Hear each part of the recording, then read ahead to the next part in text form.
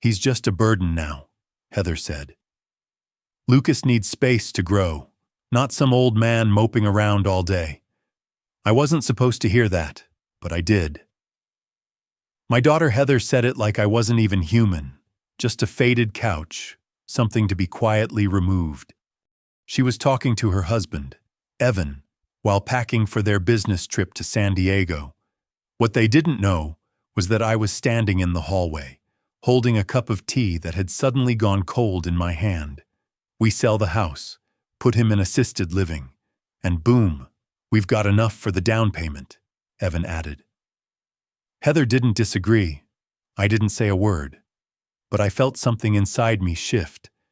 Before we go on, I just want to say, this channel is still small, but every view, every comment, every subscriber means the world to us. If you're listening, would you help us grow by hitting subscribe and tell us in the comments, where in the world are you tuning in from? Thank you. The front door clicked shut behind them, and for the first time in days, the house was still. I stood alone in the kitchen, holding a cup of lukewarm tea I had no intention of drinking. The ceramic felt heavy in my hand, or maybe it was the words still hanging in the air, words I was never meant to hear. I didn't move, didn't speak. I just stood there like a man who had slipped through a crack in time and landed in a moment that wasn't real. But it was. I had always known Heather could be blunt. She got that from her mother, but never cruel, never calculating. And Evan, well, I never trusted that grin of his. Too polished, too quick. He was the kind of man who shook your hand while checking his watch. But I never thought they would go this far. They were headed to San Diego for some real estate conference. 5 days. Enough time, apparently, to finalize their plans to ship me off and sell the very house I'd worked 37 years to pay off. The same house Marie and I raised Heather in. The same place where we celebrated our 35th wedding anniversary before the cancer took her. I moved slowly to the chair at the end of the dining table, the one with the view of the backyard, where my rose bushes had just started to bloom again. I sat down carefully, not because of my back, but because my legs weren't quite ready to trust the weight of this truth. A burden. That's what Heather called me. I closed my eyes and let the word roll around my mind like gravel in a tin can. It scraped against memories I didn't want to let go of, like the day I first brought Heather home from the hospital, wrapped in a pink blanket Marie had knitted, or the time I drove 4 hours through a snowstorm just to fix a flat tire for her when she was in college. Back then, she called me her hero. Now I was an obstacle, a financial inconvenience, a man taking up too much square footage. The late afternoon light poured across the hardwood floor like a quiet apology. I watched dust dance in the sunbeams and felt something inside me settle, not anger, not yet, but a kind of stillness, like the moment right before a storm breaks. Except this time, the storm had already passed, and I was standing in the debris. I glanced down the hallway toward the guest room, my room, a room that used to be my home office before I was quietly demoted to temporary guest. They never said the words, but the shift was clear: fewer family dinners, more closed doors. Evan stopped calling me Dad about a year ago, started using my first name instead, like I was the neighbor who overstayed his welcome. I stood and walked slowly toward my room. The door creaked the same way it always had, but everything inside felt different now. My bed was neatly made. The picture of Marie on the nightstand still wore that soft smile that had carried me through harder times than this. I sat down on the edge of the bed and stared at her photo. "What would you have done, Marie?" I whispered. "Would you have seen it coming?" Of course she would have. She always had a better read on people than I did. She never liked Evan, but she bit her tongue for Heather's sake. For mine too, probably. We both wanted our daughter to be happy, even if it meant ignoring the small red flags that piled up over the years like leaves we never raked. The room felt colder now. Or maybe I just felt smaller. I looked around at my belongings, what little I still had in this house. A couple of sweaters, my shaving kit, a few books I reread more for comfort than curiosity. The photo albums were in the closet, under a stack of old tax returns and a box labeled Dad's Stuff. Dad's Stuff. I almost laughed. Not memories, not family keepsakes, just stuff. Disposable. Packable. That was when it hit me. This wasn't sudden. It was planned. The slow erosion of my place in this family hadn't been accidental. It was deliberate. Heather and Evan had been preparing for this for months, maybe longer. The sudden interest in my medication schedule, the polite but persistent suggestions that I look into community living, the way Evan always managed to bring up housing prices during dinner, especially when Lucas was in bed and Heather had that distant look in her eyes, like she was somewhere else already. They were going to sell my house out from under me and stick me in some senior facility like I was an old mattress left out on the curb.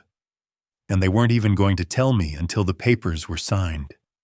I stood up slowly, walked back into the hallway, and looked once more at the photo wall. My eyes settled on a picture from Lucas's last birthday party. He was smiling up at me, frosting on his chin, his hand clutching mine. That boy still saw me, still needed me. But Heather didn't. Not anymore. I turned away from the wall, walked back into the kitchen, and poured the tea down the sink. It was cold now, just like everything else in this house. Whatever came next, I wasn't going to sit quietly and wait for them to take everything I had left. Not this time. I didn't sleep that night. I lay in bed with the lights off, staring at the ceiling, listening to the silence. The kind of silence that doesn't soothe you, it suffocates. My thoughts wouldn't stop spinning, dragging me backward through years I had chosen to forget, and others I'd give anything to live again. I still remember the first time Heather called me Daddy. Marie had walked into the room holding her tiny hand, and Heather pointed straight at me with that proud, toothless grin and said it, clear as day. She was barely talking at that point, but somehow, that word came through. It knocked the breath right out of me. Back then, I was working 12-hour shifts at the power plant, sometimes 6 days a week. I'd come home with my hands blackened from grease and heat, but I always made time to read her bedtime stories. She loved Charlotte's Web and the Velveteen Rabbit. I must have read those books 100 times. Didn't matter how tired I was. If she asked, I said yes. When she turned 16, she failed her driver's test the first time and came home in tears. I didn't lecture her. I didn't say a word. I just handed her the keys and drove with her to the DMV the very next morning. We practiced all weekend in the high school parking lot. On Monday, she passed. She was my little girl. When her college acceptance letter arrived, she ran down the stairs holding it like a golden ticket. University of Oregon. I remember the way her eyes lit up. Marie was proud, of course, but I was terrified. Tuition wasn't cheap, and we didn't have a college fund like some families did.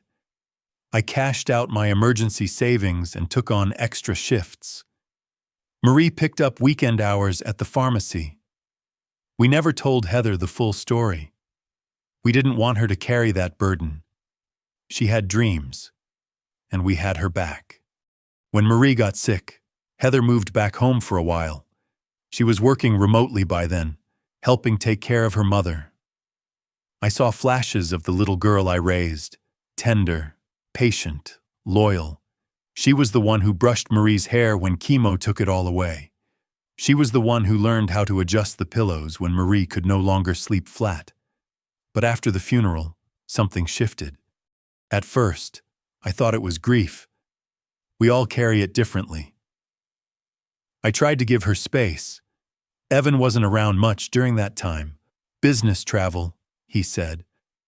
When they suggested I move in with them so I wouldn't be alone, I thought it was kindness. I told myself it was what Marie would have wanted. Looking back, I wonder now, was that the beginning of it? Did they bring me in out of love or out of strategy? The signs were subtle. Evan's complaints about how much electricity the old house used. Heather gently asking if I'd thought about downsizing. Comments about the housing market, about how the neighborhood wasn't what it used to be. I ignored them. I didn't want to see what was right in front of me. Then there were the financial things. Last Thanksgiving, Evan asked me to co-sign a small loan, just to secure better terms, he said. I didn't ask too many questions. I trusted them. I signed. A few months later, Heather asked if I still had the deed to the house somewhere safe. Said they wanted to make sure everything was in order just in case anything ever happened. I laughed it off, told her it was in the filing cabinet in the closet. She didn't push. But now I realize those weren't innocent questions. They were feelers, quiet little tests, and I had passed them all by being blind. I got out of bed and walked down the hall to the garage. I needed air. I stood there in the dark, surrounded by the smell of oil and damp concrete. My old workbench was still there, covered in dust. The tools I used to build Heather's swing set when she was 4 hung neatly on the pegboard. I hadn't used them in years, but I couldn't bring myself to throw them out. I ran my hand across the wood, and for a moment, I saw her again, standing in the backyard in overalls, one pigtail higher than the other, shouting, "Push me higher, Daddy God." What happened to that little girl? Did I lose her slowly over time? Or was I so focused on keeping the memory of her mother alive that I missed the moment she turned into someone else? The tears came quietly. I wiped them away before they reached my chin. As I turned to go back inside, something on the garage shelf caught my eye. An old manila envelope. I pulled it down. Inside were the original mortgage papers and the clean title deed from the year I finally paid the house off. 37 years of labor, sacrifice, and sweat, compressed into 10 pages of legalese. I stared at my signature, bold and steady. A different man had signed that page. A man full of pride, purpose, love. I held it in my hands and thought to myself, if they're going to come for this house, they'll have to go through me first. And then I remembered something I'd overlooked until now. A few weeks ago, I had walked into the living room and found Evan on a phone call. He didn't see me. He was speaking quietly, but I distinctly heard him say the words, "We should be able to close the deal once he's out of the picture." I had assumed he was talking about a work negotiation. Now I wasn't so sure. They didn't poison me with harsh words or raised voices. No. That would have been too obvious, too loud. The poison they used came in the form of soft suggestions, careful silences, and 1,000 little nods that said, "You're not needed here anymore." It started slowly, so slowly I didn't realize what was happening. One morning, I woke up to find my tools had been moved out of the garage and packed into a plastic bin in the shed. Evan said Lucas needed more space for his bike and soccer gear. I nodded and told myself it didn't matter. I wasn't fixing much of anything these days anyway. A week later, my reading chair was gone from the living room. Heather said it looked worn and didn't match the new style she was going for. I found it in the garage, covered with a drop cloth. Again, I said nothing. It was like living in a house where the walls were slowly closing in, inch by inch, shelf by shelf. And every time I gave up space, they smiled and thanked me, as if I were doing them a favor by disappearing. One Saturday, Evan asked me if I'd consider putting the house in a trust for the sake of future planning. He called it smart estate management, said it would simplify things if something ever happened to me. I asked him if he'd spoken to a lawyer. He waved it off. "It's just an idea," he said. "But don't you think it makes sense? I mean, the house will end up with Heather and Lucas eventually. This just streamlines it." I looked him in the eye, and for the first time, I saw it. Not a request, an expectation. I told him I'd think about it. That night, I couldn't sleep. I sat on the edge of my bed, holding Marie's photo in my lap. Her smile never changed. Even in death, she looked like the one person in the world who still saw me fully. "I'm trying, Marie," I whispered. "But I think they want me gone." Maybe I was imagining it. Maybe grief was making me paranoid. But then came the incident with the prescription. I take a low-dose blood thinner, nothing serious, but I'm careful about refills. One morning, I noticed my bottle was missing. I asked Heather if she'd seen it. She gave me a strange look. "I thought you took it already this morning." I hadn't. I was sure of it. Evan chimed in from the hallway. "Maybe you're just forgetting more than you realize. Walter, you've been a little off lately." Off. That word stuck to me like wet paint. I wanted to argue, but I didn't. I didn't want to give them any more ammunition. That same week, I caught Heather browsing senior care facilities on her iPad. She quickly minimized the tab when she saw me. I told myself there had to be another explanation. Maybe she was looking for someone else. Maybe she was just curious. But then came the envelope. It was a rainy Tuesday morning when Heather asked me to sign a few household documents. She said they were just insurance updates, something about coverage and flood protection. I was halfway through the first page when I saw the line, "Transfer of ownership contingent upon assisted living relocation." I paused. She noticed. "Is something wrong?" she asked, trying to keep her tone light. I handed the papers back without a word. She didn't press. Later that night, while they were out, I opened the filing cabinet in the closet. The deed was still there. So was my name. But just the sight of it now felt fragile, like something they were waiting to quietly erase. That was when I stopped pretending. The tipping point, though, the moment that burned itself into my memory, came a few days later. Lucas had a school project about family trees. He was sitting at the kitchen table with crayons and a poster board, drawing branches and names. He looked up and asked Heather, "Should I put Grandpa on here too?"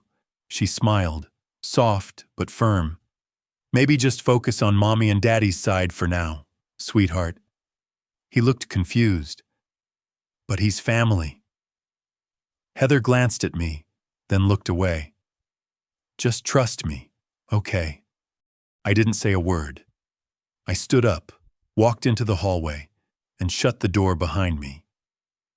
I sat on the edge of my bed for a long time. I wasn't losing space anymore. I was being erased, and no matter how quietly they did it, I could feel every inch of it.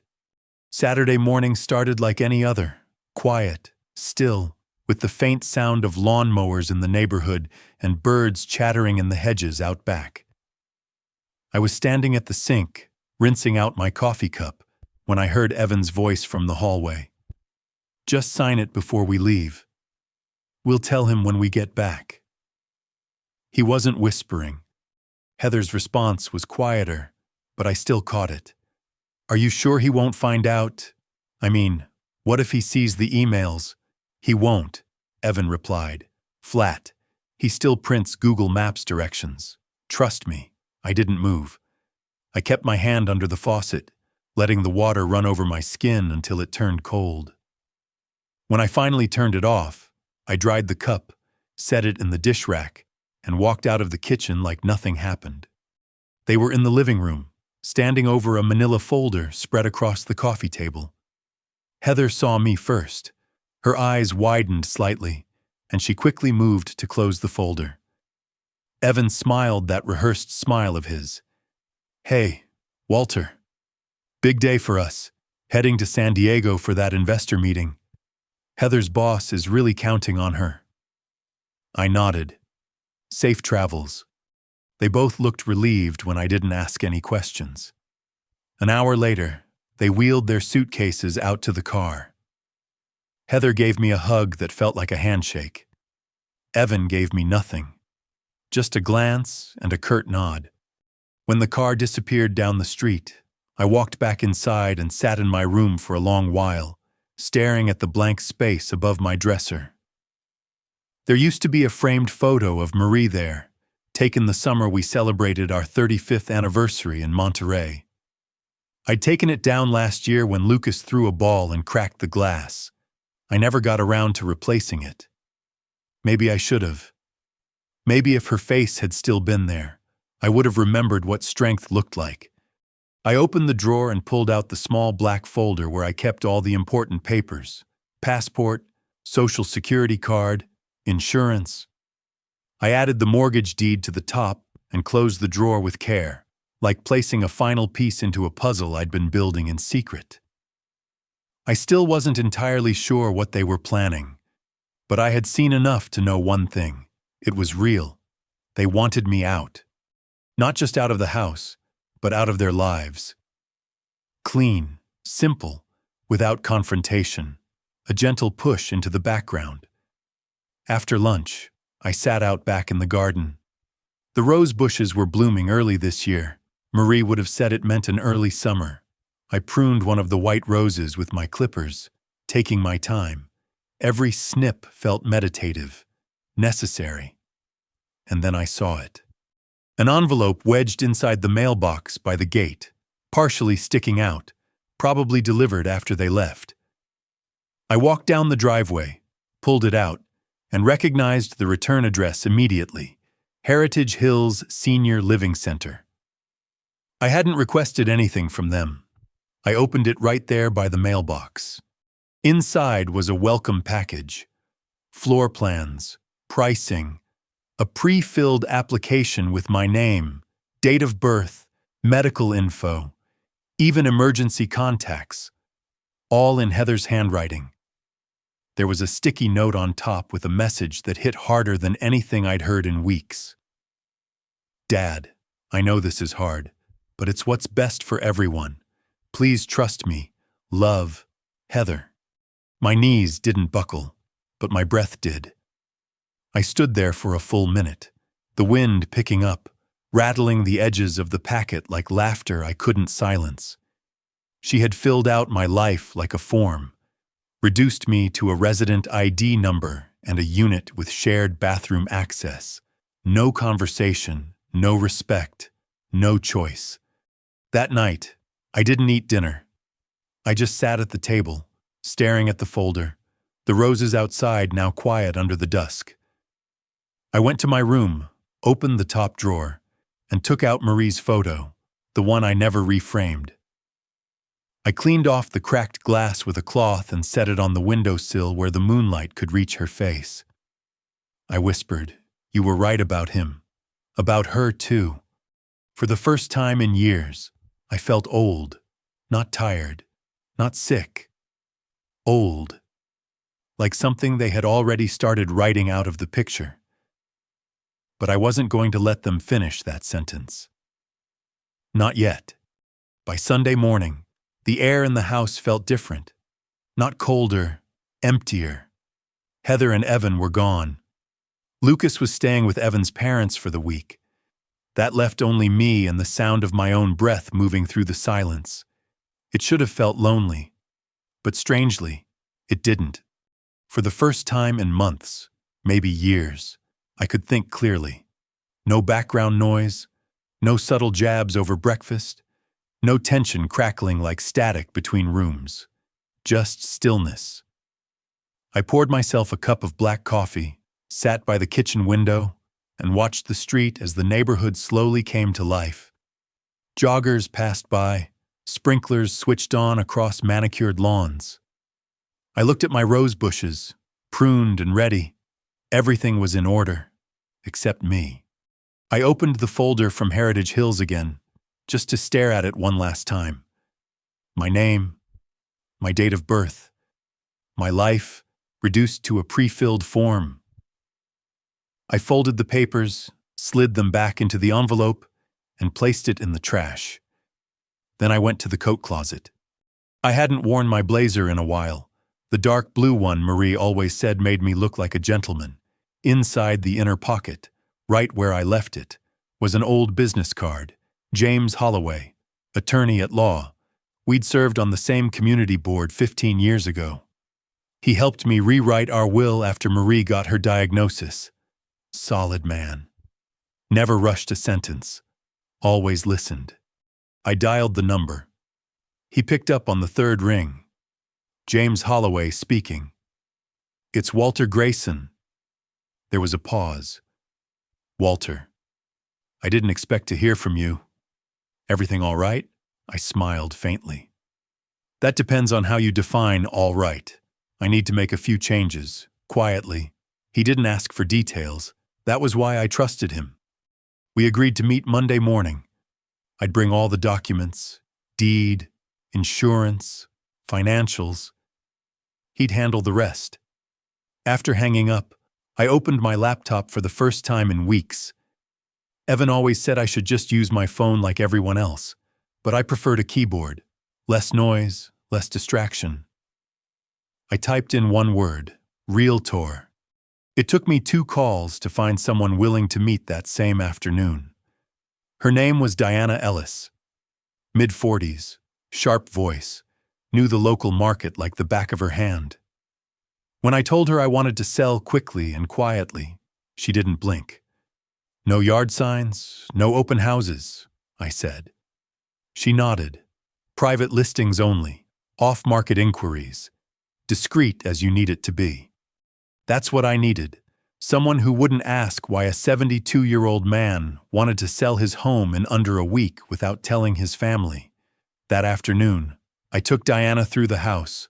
Room by room, I spoke plainly. Square footage, roof condition, plumbing, the furnace I replaced in 2019.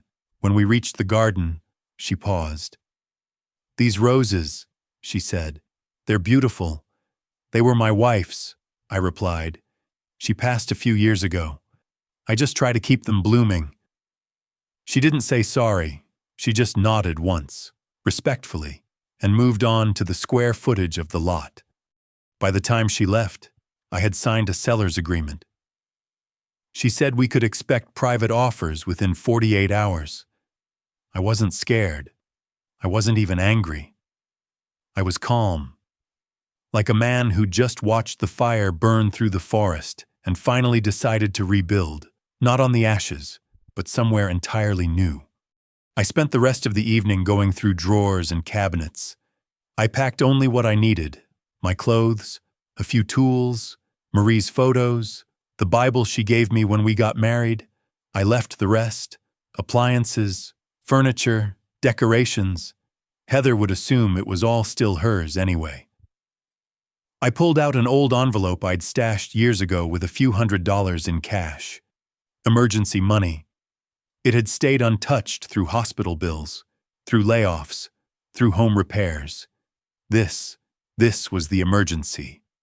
That night, I sat in the backyard under the stars, the air cool but not cold. I listened to the wind pass through the trees. The neighborhood had gone quiet again, lights fading room by room down the block. The roses beside me swayed gently, as if Marie were still nearby, watching me with that half-smile of hers. "I'm going to be all right, Marie," I whispered. "But I think they're going to learn something about me they never expected." And for the first time in a long while, I meant it. Monday morning, I shaved close and wore the blue blazer again. Marie would have chuckled. "You clean up pretty well, old man." I could almost hear her voice in my head as I adjusted the collar in the mirror. I arrived at James Holloway's office right at 9. His building was a quiet brick corner tucked behind the downtown post office. No frills, no flashing signs, just his name on the door in gold letters that were starting to fade. "Walter," he greeted me, standing to shake my hand. "You look sharper than I expected." "Sharp enough to finish what I should have started a year ago," I said. We sat down in a small conference room that smelled like coffee and polished wood. I handed him the folder: deed, insurance, will, bank statements. He scanned through each page with that same slow, methodical pace I remembered. "So," he said, setting the documents aside, "you want to transfer the property, liquidate the assets, and move your funds into a private account, one not accessible by your daughter or son-in-law." I nodded. "I've also decided to update the will. They're no longer included." James didn't blink. "Do you want to assign the estate to someone else? A charitable organization? A trust?" "Not yet," I replied. "Let it sit. I'll figure that out once I'm out." He paused for a second, his eyes meeting mine. "Do you want me to contact them on your behalf? Make this official?" "No," I said. "They don't even know I was here." He leaned back in his chair. "Good. Let's keep it that way." By noon, we had completed every form. I signed documents with steady hands, watching as my signature reappeared on legal paper, not as someone being removed, but as someone taking back control. He set up a private checking account with a partner bank. I transferred the bulk of my savings into it, $128,000, moved silently. James also made a note to send a change of address request to the county once the home sale finalized. I was disappearing, legally, financially, and emotionally, from the life they thought they still owned. That afternoon, I met with Diana again. She'd already received 2 serious offers from buyers looking for off-market homes in established neighborhoods. One couple, a pediatrician and a school counselor, had offered full price, $675,000, with no contingencies and a 10-day close. I signed the preliminary paperwork. Once escrow began, I'd have roughly a week to clear out, receive payment, and vanish before Heather and Evan returned from San Diego. I asked Diana one final favor: have the buyer's agent contact me directly, not the house. "Discretion means everything," I said. She smiled. "You're one of the sharpest retirees I've worked with." "I'm not retired," I replied, quietly. "I'm moving on." That night, I stood in the hallway of the house for a long while, looking at the framed photographs again. This time I didn't feel sadness, just distance. I wasn't part of that timeline anymore. The story had moved on without me, and now I was moving ahead without them. I boxed up my clothes, kept only what fit into 2 suitcases, left the rest. The furniture, let them come home and see the couches they picked out still sitting there. Let them think the house was frozen in time. I booked a unit at Silver Maple Residences, a quiet, independent senior living community on the other side of town. It wasn't a home in the way they meant it. No nurses, no meal plans, no locked doors, just 1-bedroom apartments for people who wanted peace. I paid the deposit up front, $2,800, with a cashier's check from the new account. Move-in date, next Monday, 3 days before they were scheduled to return. I arranged for a discreet moving service, one that specializes in transitions for seniors. They didn't ask questions, just handled the logistics. Pickup set for Saturday morning. By Wednesday, escrow had cleared. I was no longer the legal owner of the house I built with Marie. And no one in that household knew but me. Thursday morning, I got a text from Heather. "Hope everything's good. Dad can't wait to tell you all about San Diego. Lucas misses you. We'll call tonight." I stared at the message for a while, then I deleted it. That evening, as I stepped out into the backyard to water the roses one last time, I noticed something strange: Evan's laptop bag sitting by the entryway closet. He must have forgotten it in the rush. Curious, I unzipped it, half expecting to find nothing but cables and paperwork. What I found instead was a folder labeled Transition Timeline, Grayson Property. Inside were printed emails between Evan and a local real estate firm, different from Diana's. There was a proposed listing plan, mock-up renovation estimates, and a note that made my stomach turn. Pending assisted living relocation. Should be ready to list by April 10th. April 10th. The very day they returned. So they thought they'd come back, tell me gently that plans had been made, and I'd just smile and nod like a grateful old man being handed his fate in a polite envelope. They thought wrong. They came back on a Monday. I knew the exact time their flight landed, 11:20 a.m., and I even knew what gate it would arrive at. I didn't need to check. Heather had told me all the details 2 weeks earlier, still thinking I'd be there waiting with the car like I always was. But I wasn't there. At that exact hour, I was sitting in my new apartment at Silver Maple Residences, watching the midday sun stretch across the clean hardwood floor. No more family portraits, no sound of footsteps pacing behind closed doors, just the slow, satisfying rhythm of my new beginning. They probably expected to walk into the house, see everything untouched, smell the roses through the open windows. Instead, they walked into silence and unfamiliar locks. I didn't hear from them for 3 hours. Then my phone started ringing. Heather's name flashed on the screen. I didn't answer. She called again. Then again, at 4:13 p.m., I received the first voicemail. Her voice was sharp, clipped, less confused, more annoyed. Dad. What's going on? We can't get into the house. The key doesn't work, and someone's car is in the driveway. Are you there? Did you change the locks? Call me back. At 4:27 p.m., another message. This time, her voice had a tremor. Dad, please, we're serious. We don't know what's happening, and Lucas is upset. If you're there, just open the door. Lucas wasn't there. I knew he was still with Evan's parents until the next day. They were lying, trying to guilt me. At 5:02 p.m., Evan called. I answered. Walter, he said flatly, we need to talk. I figured we might, I replied. What the hell did you do? I didn't respond right away. I let the question settle in the air, heavy and unanswered. I took care of my affairs. I finally said, you sold the house. Yes. To who? A family who won't try to evict the man who paid for the roof over their heads.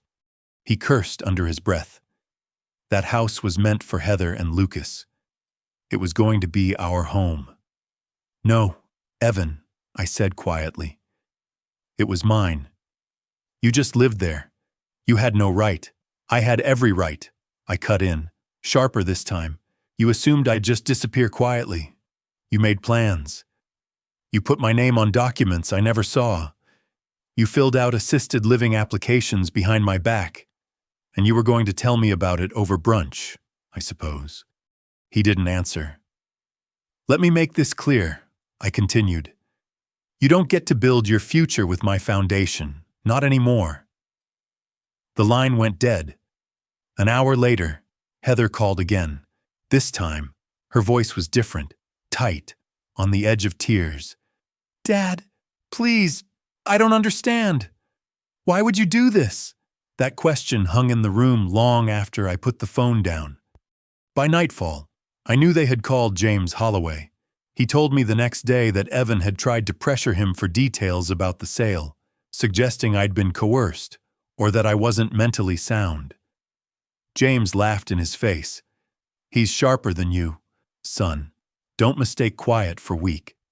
Later that week, I heard through a neighbor that Evan had tried to file a temporary injunction, claiming I was a vulnerable senior being manipulated. It didn't go far. My mental evaluations, bank records, and legal counsel were too airtight. But it told me one thing. They were panicking. And people in panic become dangerous. By Friday, I received a letter, unsigned, typed, but clearly Evan's hand. You've left us with nothing. Heather is devastated. Lucas keeps asking why Grandpa won't come home.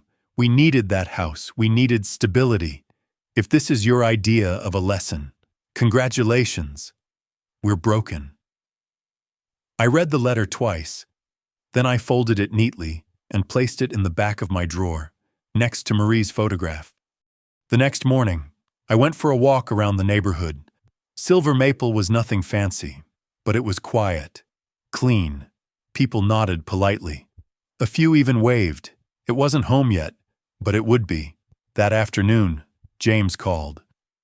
You might want to know, he said. Someone's trying to pull your medical records. Let me guess, I said. Evan, most likely. Don't worry, we've locked it down. I thanked him, hung up, and stood by the window for a long time, watching the branches sway. They thought they could strip me down legally, that they could brand me as senile, confused, easily manipulated. But I wasn't confused. I had never seen things more clearly in my life. They thought I'd play by their rules, but I'd written my own. I didn't need revenge, not in the way movies show it. Screaming matches, broken plates, someone storming out into the rain. No. What I wanted was something far simpler, closure, and I had it now. But it turns out, when people lose something they assumed belonged to them, they don't just grieve, they scramble, they lash out, they beg. By the following Tuesday, Heather showed up at Silver Maple. I saw her through the blinds first, standing outside the building, eyes scanning the names on the buzzers. She wore a navy blazer, hair pulled back tight, the way she used to when she was trying to get promoted at the bank. She found my name. I let her ring twice before I pressed the button to unlock the door. I didn't meet her in the lobby. I left my apartment door open and sat at the kitchen table, waiting. When she walked in, her eyes were already red. Dad, she said softly. Why? I didn't answer. She looked around the apartment, taking in the bare walls, the small bookshelf, the single rose in a glass cup on the counter. Is this what you want? She asked. To be alone in a place like this? I looked at her for a long time. No, I said. What I wanted was to grow old in my own home. Maybe have Lucas over on weekends. Help you prune the garden like we used to. I didn't want much, Heather. Just peace. Her face cracked a little at the word. You blindsided us. No, I said calmly. You just didn't think I could still move without your permission. She sat down across from me, suddenly smaller than I remembered. I didn't know Evan was doing all that. The applications, the timeline. I didn't sign anything. But you didn't stop him either, I replied. You watched him plan my removal like I was a broken refrigerator. You smiled through it. You told yourself it was practical. That doesn't make it better. It makes it colder. She lowered her gaze. I reached into a drawer and pulled out a single sheet of paper. I slid it across the table. It was a printout. On it, a detailed email exchange between Evan and a real estate broker, time-stamped 2 months ago. In it, Evan discusses their intent to take control of the house and references me as already softening to the idea of care transition. I had retrieved it from his forgotten laptop bag before I left. I forwarded that to James, I said. He included it in the legal archive of the sale, in case anyone tries to contest it. Heather stared at the page like it might catch fire in her hands. Dad, I didn't mean to hurt you. I looked at her then, not as my daughter, but as a woman shaped by convenience and silence, the kind of silence I had fed for too long. I know, I said, but you did. She tried to cry. Maybe part of it was real. Maybe part of it was panic, knowing they had placed a deposit on a new home based on equity they never owned. Can we fix this? She asked, voice barely above a whisper. I stood up and walked to the window. Outside, the sky was clear, blue and wide and honest. I turned back to her. I'm not kicking you out of my life, I said. But you no longer get to write the terms of how I live it. She nodded slowly, but I could see it in her eyes. This wasn't over for her. Not yet. Evan, on the other hand, never reached out again. He knew better. Later that week, Diana sent confirmation that the sale had finalized without dispute. The funds had cleared, $675,000 deposited clean into my private account. I asked James to direct 10% of it to a small foundation in Marie's name, one that supports community gardens for senior centers. The rest, I let it sit. Heather and Evan would have to find a new plan, a new place, a new way forward. And I watered my rose plant every morning. I read the newspaper slowly, cover to cover. I made my own breakfast. Quiet, simple, mine. And I never raised my voice.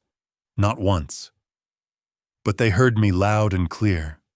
The days have settled into something soft. Not dull, not empty. Just quiet. Each morning, I wake with the sun pouring through the slats of the blinds. The little apartment I now call home is nothing special. 600 square feet of laminated floors and beige walls, but it's mine. Every mug, every book on the shelf, every photograph is exactly where I want it to be. No one moves things around. No one replaces my chair because it doesn't match the decor. Peace has a different flavor when you've fought to earn it. I take slow walks around the courtyard most mornings. There's a woman down the hall, Ellen, who always nods and says, "Morning, Walter," like we've been neighbors for decades. We talk sometimes, not about anything serious, just tomatoes, weather, the noise from the garbage trucks. It's enough. Some afternoons, I sit by the window and watch the sparrows fight over the feeder I hung on the balcony. I drink tea from the same ceramic cup I brought from the old house. I don't miss the big kitchen. I don't miss the formal dining room. I only miss the sound of Marie's laugh in the early evenings. But that's a kind of missing I carry gladly. James called a few days ago, mostly just to check in. "You're officially boring. You know that," he said, half joking. "No more drama, no more legal ambushes. What's next for you?" "Tomatoes," I told him. We both laughed. The account sits untouched. After the donation to the community garden fund, I haven't spent much. I don't need to. Rent here is reasonable. I eat light. I fix things myself. The rest can wait. Heather hasn't called in a few weeks. I suppose she doesn't know what to say, and I don't blame her. Last I heard, from one of the neighbors back on Ridgefield Avenue, they moved into a rental across town. Smaller place. No yard. Evan didn't get that big promotion after all. Lucas sent me a card last week. It was handmade, red crayon on a folded sheet of printer paper. On the front, a shaky drawing of a man in a rocking chair with a big smile and a dog beside him. Inside, it said, in crooked letters, "I hope you're not mad at Mommy. I miss you. Can I visit, I sat with that card in my hand for nearly an hour. He doesn't know the full story. He shouldn't have to. I haven't written back yet. Not because I don't want to. Just because I want to write the right thing. A boy only gets one grandfather. And I don't want him to remember me as the one who disappeared without a word. I keep the card on my nightstand now, beside Marie's photo. She's still smiling in that picture, still wearing that same light blue sweater she loved too much to throw away. "Would you be proud of me?" I asked her last night, half aloud. I didn't hear anything in return, of course, but somehow I felt like she nodded. I haven't decided whether I'll let Heather back in. Some wounds close slowly, and some shouldn't be forced shut. But I know this much. I'm not angry anymore. I'm not waiting for an apology. I'm not counting the cost of what they tried to take. I'm just living, each day simple, steady, mine. And then, this morning, there was a knock at my door. Not loud, just 2 soft raps. I wasn't expecting anyone. I stood up, heart quiet but alert. I opened it, and there he was. Lucas, holding a bag of cookies and a wrinkled drawing. He looked up at me and said, "Mom drove me. She's downstairs. Can I stay for a while?" I opened the door wider and said, "You can stay as long as you'd like. If you've made it this far, maybe you're someone like me. Not in every detail, maybe. But perhaps you know what it feels like to give your whole life to the people you love, and wake up one morning to realize they've quietly decided you don't matter as much anymore. That's the hardest part, you know. Not the shouting, not the arguments, the silence. The way someone who once needed your hand to cross the street now won't even look you in the eye when talking about what's best for everyone. For a long time, I thought it was my job to go along, to nod politely, to make room, because I'm the father, the older one, the one who's supposed to understand. But understanding doesn't mean disappearing.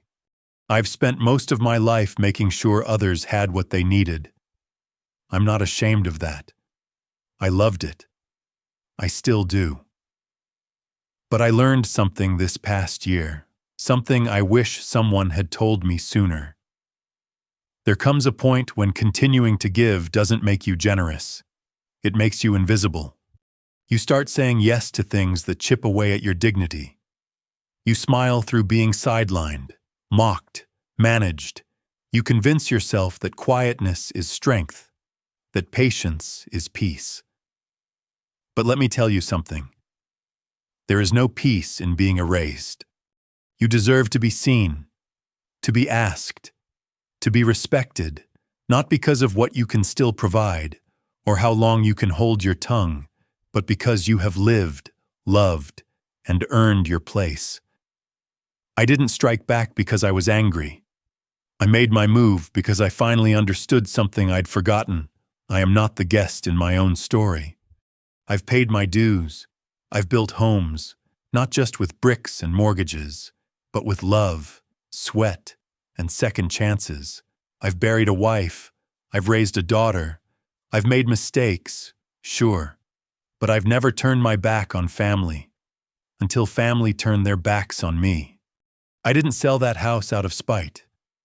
I sold it to remind myself, and them, that I still had choices, that I wasn't waiting for permission to live with dignity.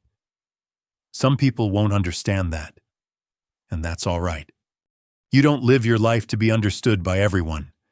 You live it to honor the truth inside you, the part that still stands tall, even when the people you love try to chip it away. These days, I sit by my window and let the sun hit my face. I water my little plant. I cook small meals. I answer my phone when my grandson calls. Sometimes, that's enough. Sometimes, it's everything. I don't know what comes next. Maybe one day Heather and I will talk again. Really talk. Not in guilt or obligation, but in truth. But I'm not waiting for that. I'm not waiting for anything anymore. And if you're listening to this, maybe it's time you stop waiting too. There's still time to reclaim your name, to draw your lines, to remind the world that you may be older, but you are not lesser. You're not a burden. You're not disposable. You're not done. You're still here. Still you. And that matters. That always matters. They thought I'd stay quiet because I was old. They forgot. I'm the reason they ever stood tall in the first place.